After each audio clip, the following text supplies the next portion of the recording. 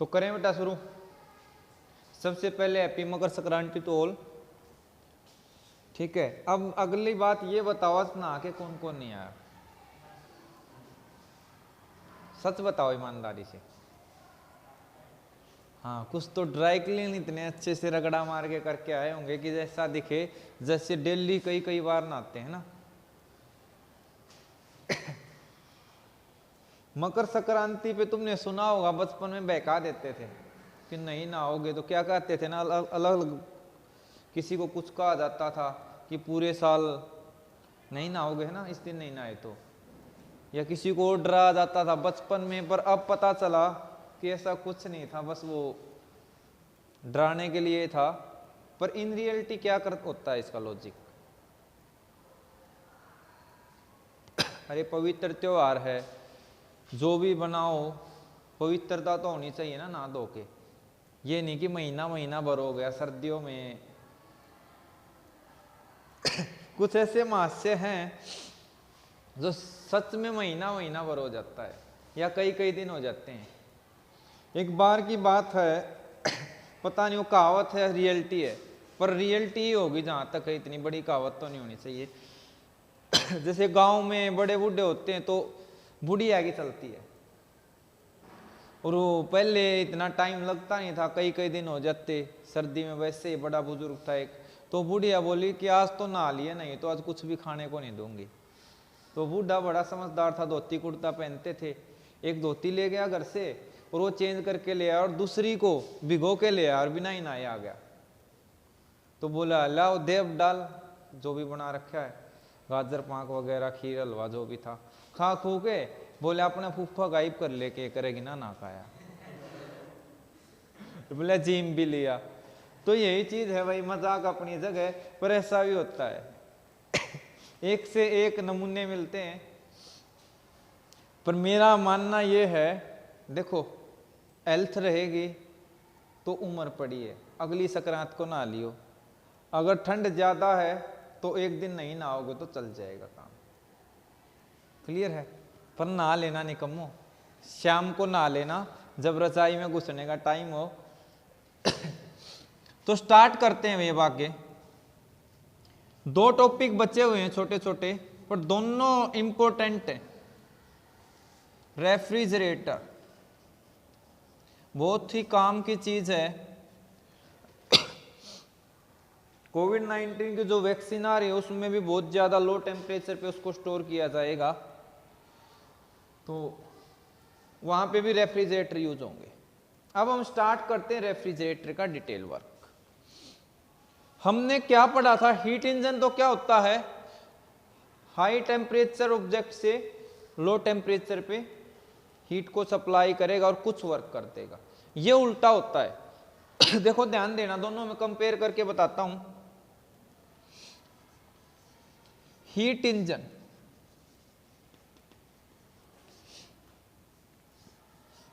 Source T1 पे working substance होगी और सिंक होगा।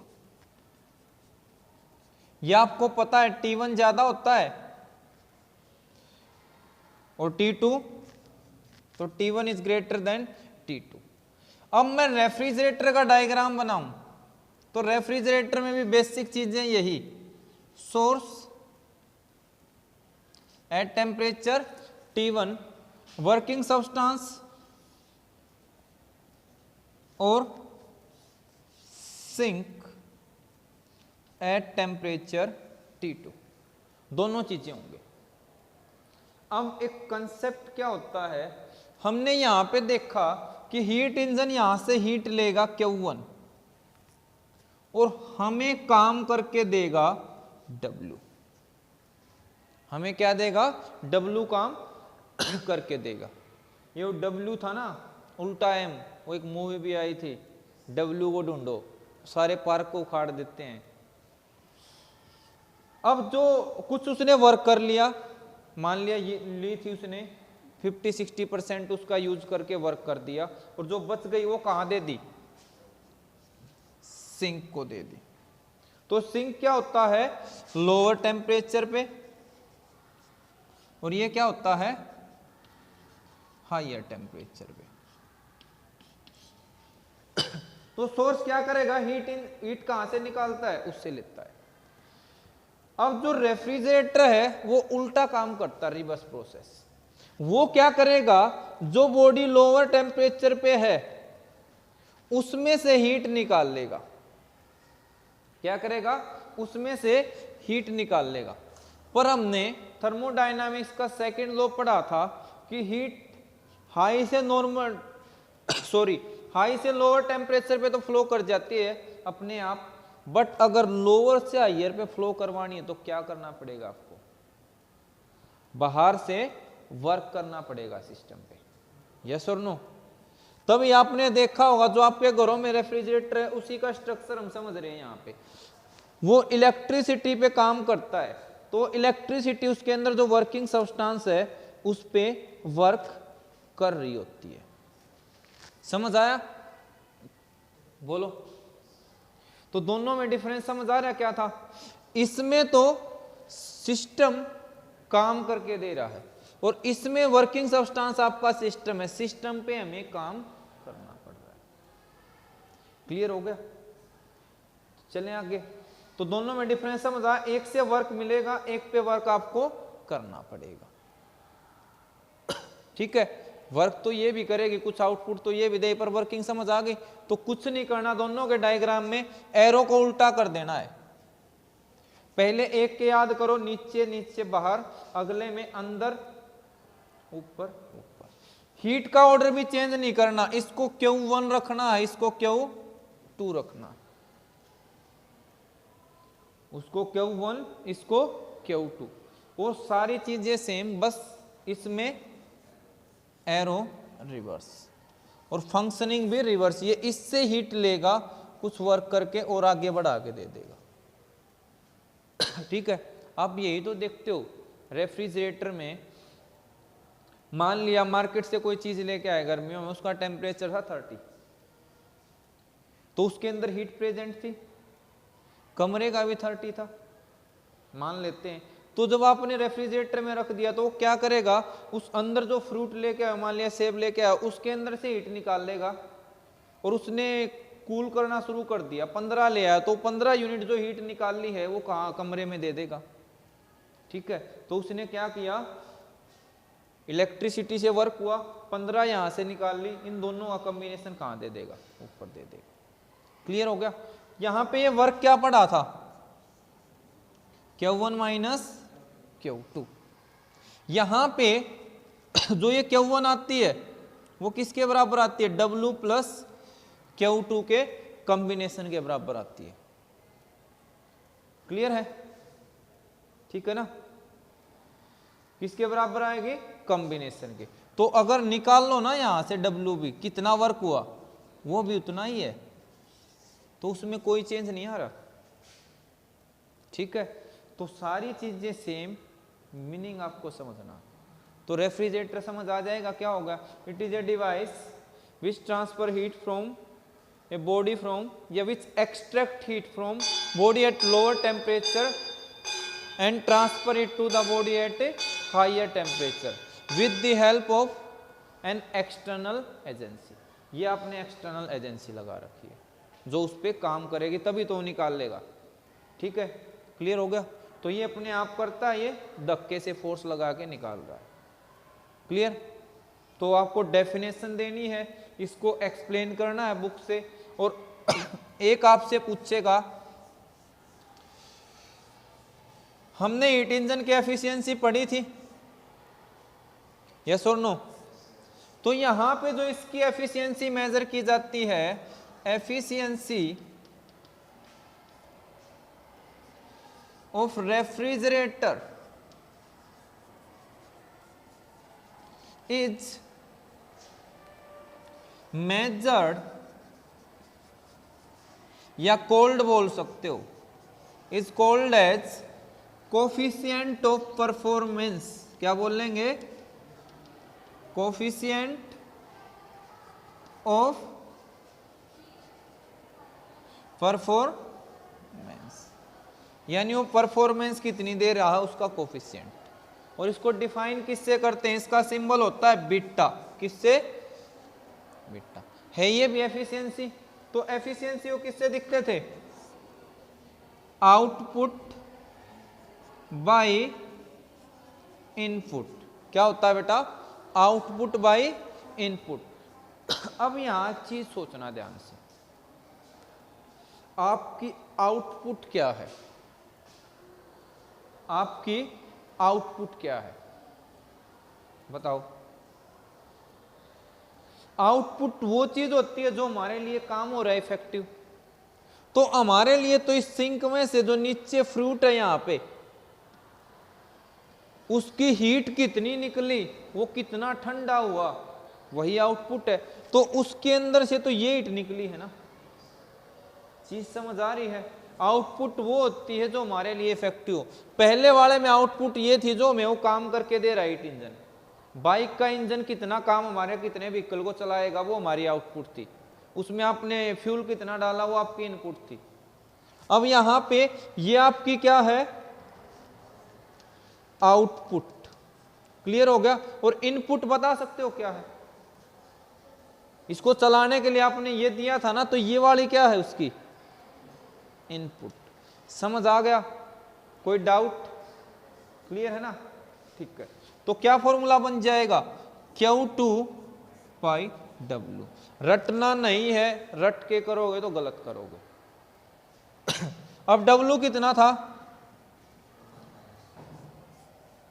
Q1 माइनस Q2, ठीक है। तो इतना भी छोड़ सकते हो। अगर आपको रिलेशन निकालने के लिए बोल दे तो ऊपर भी क्या करो, Q1 से डिवाइड, और नीचे वाले को भी क्या करो, Q1 से डिवाइड करो। आपने के रिलेशन भी पढ़ी थी ना, बोलो। तो टेम्परेचर में लिखूं T2 बाई T1, ये क्या होगा 1 माइनस Q2 बाई Q1 हो गया ना। तो यहां क्या आ जाएगा 1 बाई T2 माइनस T1। ये किसके बराबर था भाई, अभी बता देते हैं, इतना ही छोड़ देना वैसे तो। अब आपसे रिलेशन पूछ ले किस किस के बीच की, बीटा के बीच में, ठीक है। और एक इट्टा पड़ा था, coefficient of heat engine, efficiency of heat engine, उनके बीच की रिलेशन पूछे तो आपको काम करना ये। इसको हटा दूं मैं,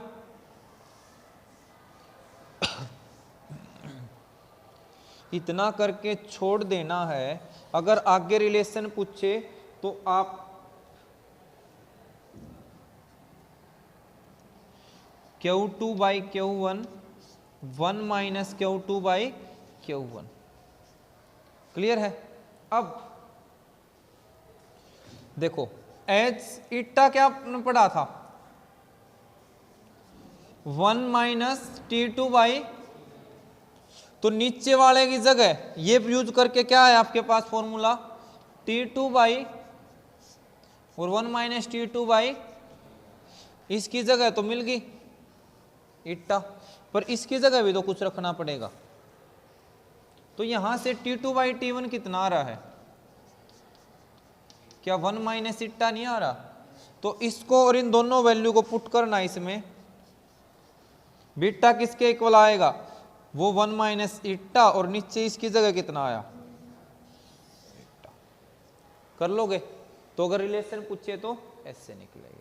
कोई डाउट हो तो बताओ, चले ना आगे।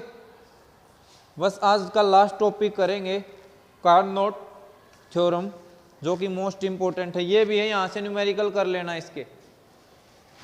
एक इसकी न्यूमेरिकल की क्लास ले लेंगे कल।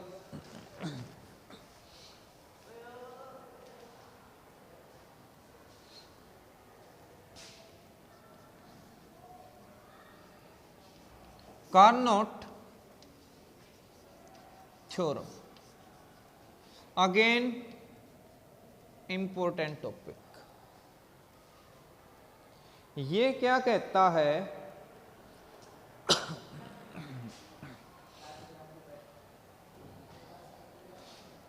कि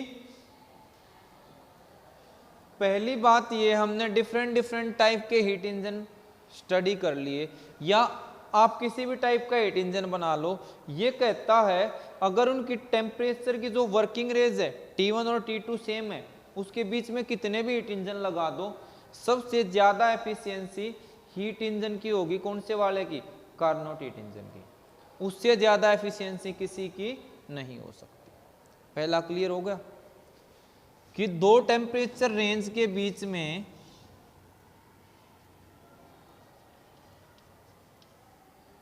आप कितने ही हीट इंजन लगाओ सॉरी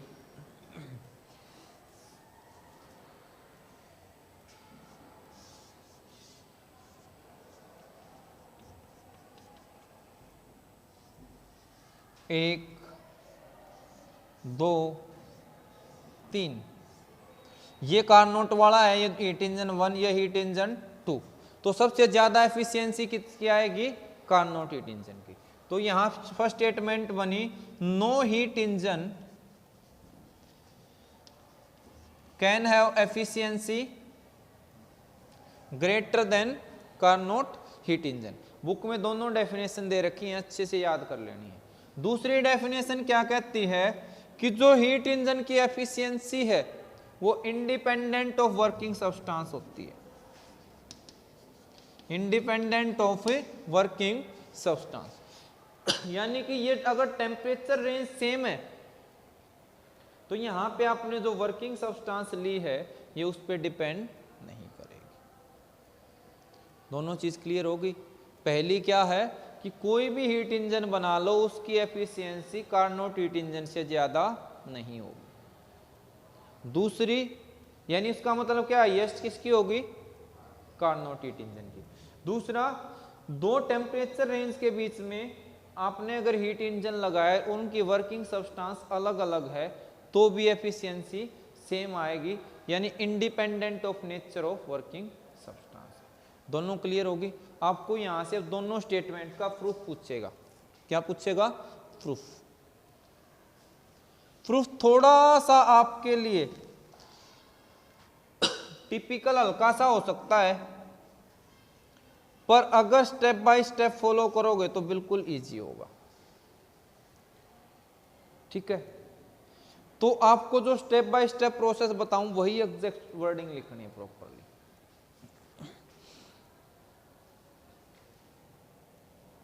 मैं दो हीट इंजन मान लेता हूं, बुक में से आप लिखोगे let us consider two heat engine, और दो हीट इंजन है, एक तो है रिवर्सिबल और एक इरिवर्सिबल, और दूसरा कैसा है?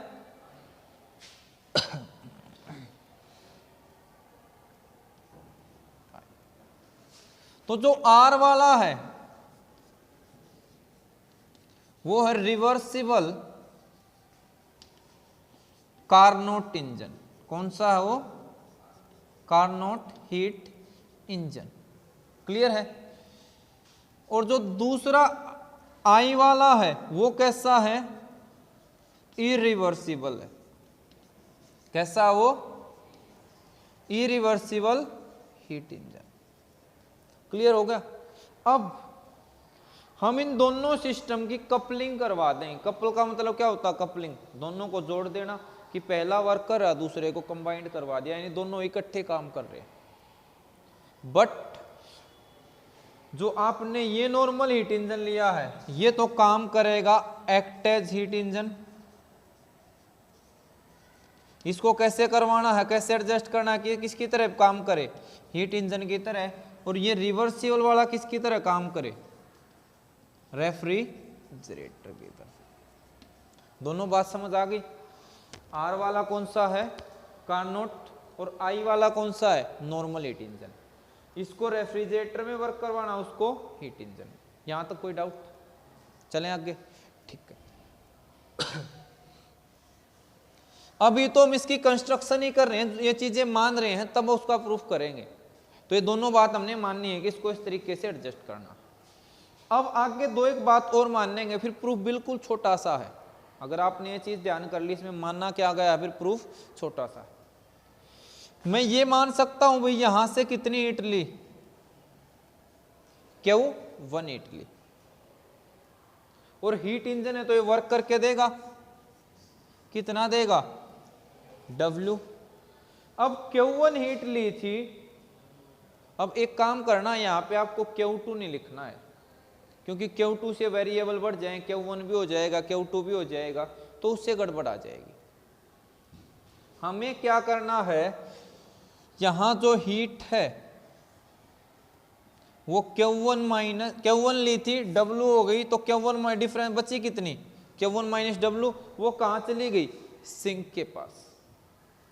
इसमें तो कोई डाउट नहीं है, ठीक है। अब हमने इस सिस्टम को ऐसे एडजस्ट कर रखा है कि भाई रेफ्रिजरेटर है तो इस पे वर्क भी होगा या नहीं होगा, और हमने इस रेफ्रिजरेटर को इस तरीके से एडजस्ट किया है कि इस वाले से हीट निकली कितनी थी, Q1, तो इसकी इस वर्क को मिला के और कुछ हिस्सा यहां से मिला के वापिस इसके पास Q1 पहुंच जाए। चीज समझ आ रही क्या कहा, हमने ये कहा कि इधर से Q1 निकली है, ठीक है, अब इसके पास वापिस Q1 पहुंच जाए, पर क्या वो सारी यहां से आएगी, कुछ तो वर्क भी हो रहा है ना। मान लिया यहां से 40 निकली तो 30 यहां से ले लियो, 10 का वर्क होगा, तो ये डिफरेंस ध्यान रखना है, क्लियर है। तो इधर से अब अगली चीज एक और बताओ भाई, यहां जो मैं वर्क लिखने जा रहा हूं, यहां जो आप वर्क करोगे सिस्टम पे, और दोनों को इकट्ठा काम करवा रहे हो, आपने इंजन भी दो लगा रखे हैं, तो ये वाला वर्क इस वाले वर्क से ये आप इनपुट दे रहे हो, और ये वाला दोनों कंबाइंड कपलिंग सिस्टम से क्या मिल रहा है, आउटपुट। भाई दो सिस्टम लगा रखे हैं, एक सिस्टम पे आपको काम करना पड़ रहा है और दूसरे आपको काम करके दे रहा है। अब वो आपके लिए बेनिफिशियल कब होंगे, जब ये वाला वर्क इससे ज्यादा हो या ये वाला वर्क इससे कम हो। ये वाला जब ज्यादा होगा तभी तो काम का, नहीं तो बेकार है। भाई इन दो चला भी रखे हैं, मेहनत भी कर रहे हो, और आपने इनपुट भी उतनी दी एक को, दूसरे ने उतनी इनपुट दी, आउटपुट दी, तो जितना आपने डाला उतना उसने बेकार कर दिया। सॉरी ऐसे बोल सकते हो, मतलब जितना एक ने दिया उतना दूसरे ने ले लिया, क्लियर है ना, तो कुछ बेनिफिट नहीं हुआ। तो यहां जो वर्क होगा वो क्या होगा, उससे डिफरेंस होगा, उसको मैं क्या मान लेता हूं, W डैश। विद लॉजिक चीज समझ आ रही है क्या करना है, क्लियर है। अब बचा यहां की हीट, इधर से तो ऊपर जाएगी ना, तो यहां हीट क्या Q1 रहेगी या Q1 डैश रहेगी, Q1 से तो अलग आएगी ना, तो मैं Q1 डैश माइनस W मान लेता हूं, या Q मान रखा हो तो Q देख लेना भाई बुक के अंदर, Q1 डैश से कुछ में Q1 डैश कर लेता है, Q1 ले रखा है, Q1 ले लो ठीक है, बट Q1 को इन्वॉल्व करो, डैश को मत बढ़ाओ वेरिएबल को। पर यहां सॉरी फिर डैश लगा दिया मैंने, जो ये W आएगा यहां W लिखना सही है या कुछ और सही है, W लिखो या W डैश लिखो, क्या आएगा यहां W डैश। क्यों आएगा, एक बार दोनों को जोड़ के देखो, Q1 minus W dash plus W dash cut जाएगा, पहुंची कितनी ऊपर, क्लियर हो गया ना, कोई डाउट। एक बार पूरे को रिपीट करता हूं, सोर्स लिया, यहां से हीट कितनी आई Q1, और W इसने वर्क कर दिया, तो बचा हुआ Q1 माइनस W यहां पहुंच गया। अब दूसरे में हमने इसको ऐसे सेटअप किया कि पहले ने जो हीट सोर्स से निकाल ली थी, दूसरा उसको उतनी ही पूरी करके दे दे। अब दूसरे पे वर्क भी हो रहा है बाहर से, तो कुछ वर्क यहां से मिलेगा, तो इसके पास जो पहुंचेगी वो Q1 पहुंची है, तो Q1 माइनस W डैश हिस्सा यहां से आएगा और W डैश यहां से, ताकि दोनों मिलके क्या दे दें आपको, Q1 के बराबर पूरा कर दें। क्लियर हो गया, यहां तक कोई डाउट, समझ आ गया ना बेटा, लास्ट, ठीक है। अब आपको रियल प्रूफ स्टार्ट करना है, थोड़ा सा है, 2 लाइन का है, खत्म हो जाएगा 2 लाइन में।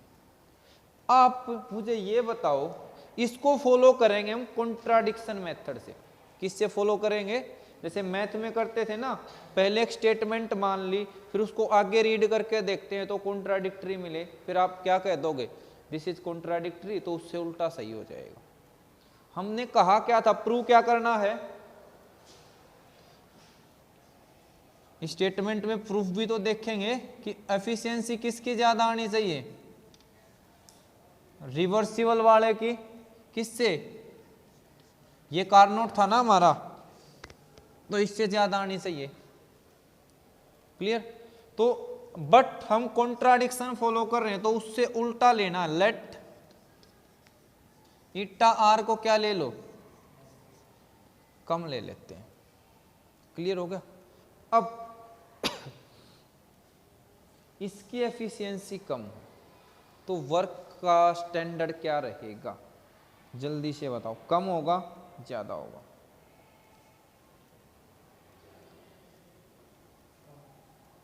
डब्ल्यू डैश कम होना चाहिए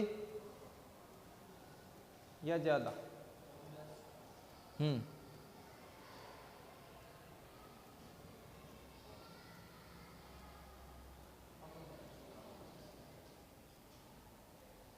क्या होना चाहिए? कम होना चाहिए।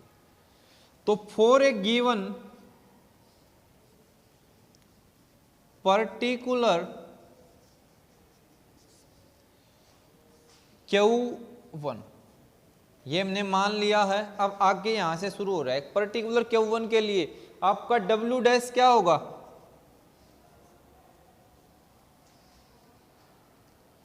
अब आपको ये सेटअप बनाना है, एक साइड तो ये आ जाए, एक साइड Q1 माइनस W आ जाए। तो मैं नेगेटिव कर देता हूं, तो आपने क्या पढ़ रखा? नेगेटिव में साइन क्या हो जाते हैं? उल्टे। अब दोनों तरफ Q1 ऐड कर दूं, बोलो। तो ये वाली क्या हो गई? ये हीट जो यहां से गई, आने वाली हीट से ज्यादा हो गई। तो यहां पे नेट कितना हुआ?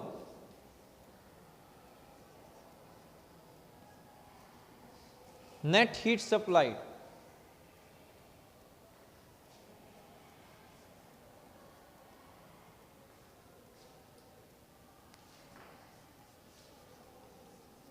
हीट चेंज कितना आया बेटा? ये बड़ी है तो Q1 माइनस डब्ल्यू डैश में से क्या कर दो? Q1 माइनस डब्ल्यू को लेस कर दो। कितना आया?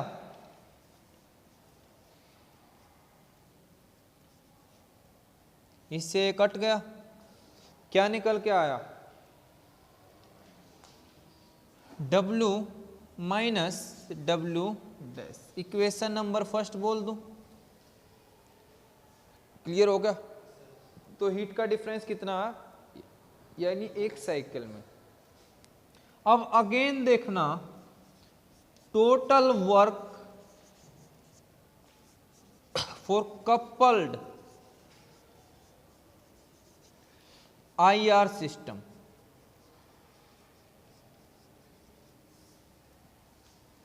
टोटल वर्क और देखो, आपके पास कपल्ड IR सिस्टम है तो उसका टोटल वर्क कितना हुआ? टोटल कितना निकाल लेंगे बाहर से? W डैश आपने सिस्टम पे क्या किया है? वर्क किया है, मिला कितना आपको? तो टोटल वर्क डन कितना आता है? Work by system minus work on the system, यही होगा। कितना आया? W सिस्टम में ये काम करके दे रहा है ना पूरा, तो W minus W dash. Clear होगा? इस सिस्टम की नेट हीट में चेंज कितना आया? W minus W dash. और सिस्टम वर्क भी करके कितना दे रहा है?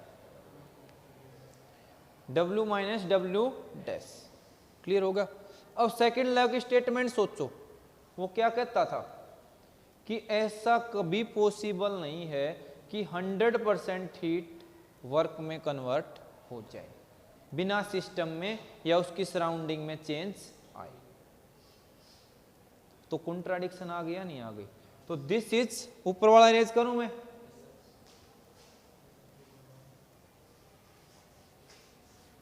कोई डाउट नहीं ना? बिल्कुल। तो but according to second law of thermodynamics, it is impossible to convert whole amount of heat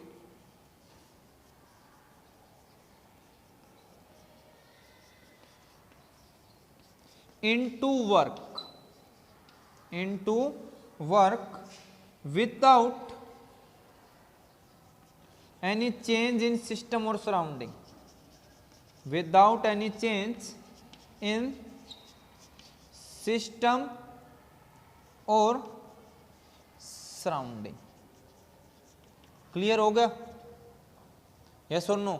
तो आप क्या कहोगे? हेंस, तो this is contradictory,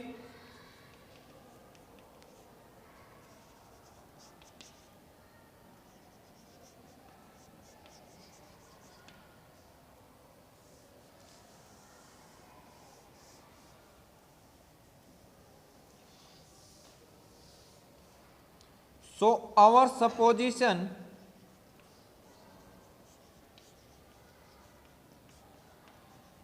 is wrong। क्या हमारी सपोजिशन रॉन्ग है? तो आपने जो सपोज किया था इरिवर्सिबल की ज्यादा मानी थे, तो आप क्या कहोगे? एफिशिएंसी ऑफ रिवर्सिबल यानी कार्नोट इंजन की क्या रहेगी? ज्यादा रहेगी। समझ आ गया? तो ज्यादा आपको कुछ नहीं, बस अजम्पशंस देखनी थी और एक बार इन दोनों हीट का डिफरेंस देखा और इन दोनों वर्क का डिफरेंस देखा, तो डिफरेंस दोनों बराबर आया। फिर आप कहोगे कि ऐसा हो ही नहीं सकता 100% हीट सप्लाई टोटल वर्क में कन्वर्ट हो जाए। क्लियर हो गया? ठीक है। बी पार्ट जो सेकंड थ्योरम की independent of nature of working substance, तो आपको बी पार्ट डाल के सीधा एज्यूम करोगे, late us consider 3 systems working between same temperature. एक को H1 बोल देना, एक को H2, एक को H3। अब by the similar process we found that, last में क्या लिख दोगे कि जो एफिशिएंसी है is independent of nature of working substance. बस इतना करके by the same process. Clear है? तो ये था बेटा आपका कार्नोट थ्योरम। कोई डाउट हो तो फिर से पढ़ना एक बार डीपली, एक एक स्टेप को पढ़ना, फिर भी डाउट रहता तो पूछ लेना। तो मिलते हैं नेक्स्ट क्लास में। Bye again, happy Makar Sankranti to all. Enjoy करना, ठीक है? और खाने पीने से पहले थोड़ा नहाने का ध्यान रख लेना। बाकी गलीज तो हम सारा साल रह ही लेंगे।